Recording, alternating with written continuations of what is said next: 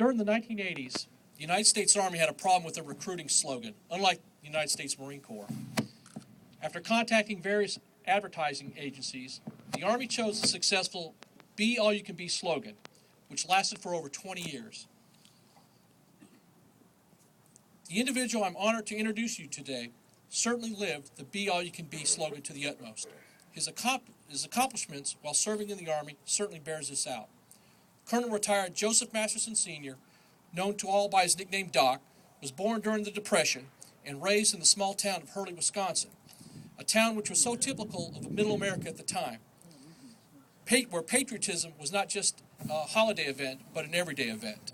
The great American painter and illustrator Norman Rockwell would have felt at ease in Doc's hometown of Hurley. Our speaker today began his military service to our country at the age of 17 by enlisting in the Naval Reserves. After graduating from community college, Doc, an only child, joined the Army as a private to support his mother and father.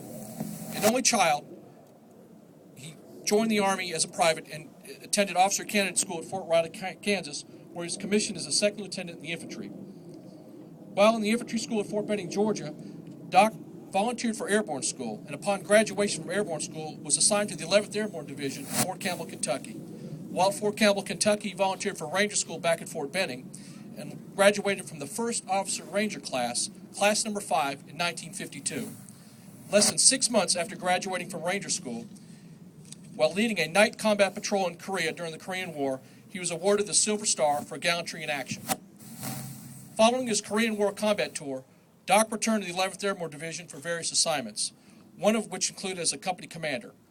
Doc later volunteered to attend flight school, and he was ultimately sent to Gary Air Force Base in San Marcos, Texas, where the United States Air Force taught him how to fly fixed-wing aircraft.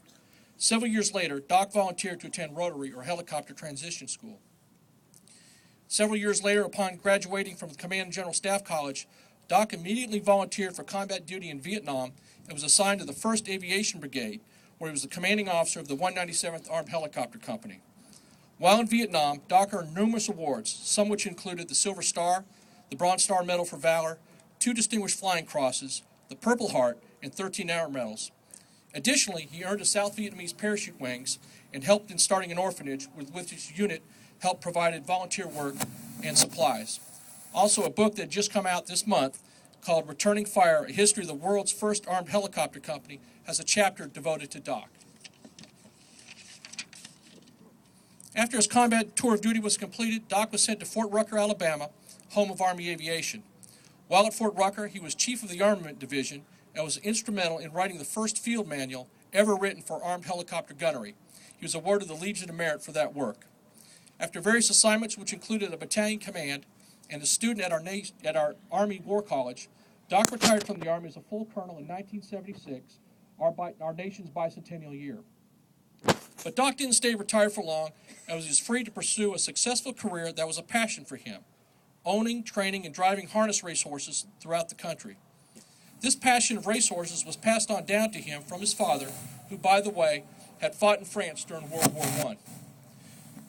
Joseph Masterson Sr. is a master parachutist, master aviator, and obtained his master's degree summa cum laude from the University of Oklahoma. That's a lot of masters in that last sentence. Doc is a member of the Officer Candidates Hall of Fame. He is a member of the American Legion, Veterans of Foreign Wars, Purple Heart Association, Vietnam Helicopter Pilots Association, and the 11th Airborne Division Association. In closing, it is my high honor and distinct privilege to introduce to you a man who exemplifies the slogan, Be All You Can Be. A man whose call sign was Sabre 6, a man who inspires his fellow veterans, and a man whom I admire, love, and am proud to call my father, Doc Masterson.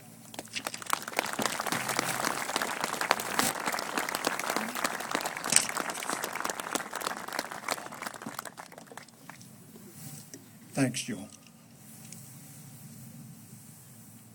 Today, Veterans Day, has always been a very important day in my life.